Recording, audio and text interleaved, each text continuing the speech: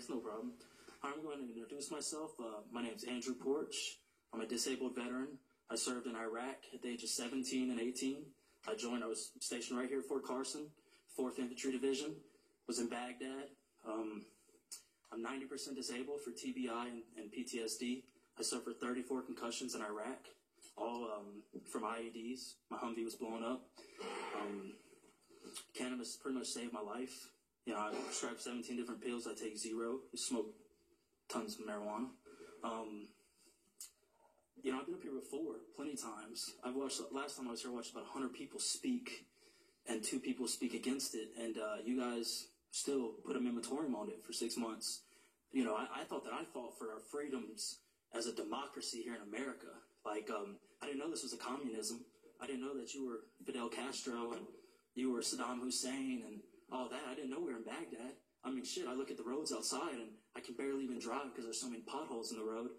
But you guys don't want my tax dollars. I am the owner of the Lazy Line. I'm sure you guys have seen me on the news. You know, police chief just confirmed it was 9,000 hours under investigation, and my doors are still open. I'm still in full compliance with the state of Colorado, and I'm not against regulation. I'm for, you know, a real licensing fee. I'll pay a $50,000 licensing fee, not your little $200, you know, and I'll pay however much you want a month in taxes. It doesn't matter. I say we regulate it like Amendment 64 says, like we voted on the voters of Colorado, the same voters that I fought for these freedoms, the same voters, you know, here in America. That Colorado, we have our own constitution, and and it's a real constitution that people really abide by, and there really is an Amendment 64 that really did pass, and we did vote to regulate marijuana like alcohol. We didn't vote to regulate it like medical marijuana. We didn't vote to regulate it like Oxycontin. We didn't vote to regulate it like none of that. I mean, at this point, we should have just voted to regulate it like tomatoes. I mean, it's a joke. Have you ever seen such pushback on anything? I mean, you guys, how do you even sleep at night? I mean, except for Mr. Murray over here, God bless him. But Mr. Knight, how's this guy even sleep at night? I mean, who are you? And this dude, Mr. King, can't even keep his fucking eyes open. He just got out in the back having a fucking nap. So, no, yeah, okay, yeah, whatever, okay. Anyways, excuse me. All I'm trying to say is, let's, you know, why don't we be responsible adults? Responsible, you know, we voted to regulate marijuana like alcohol. Let's do it.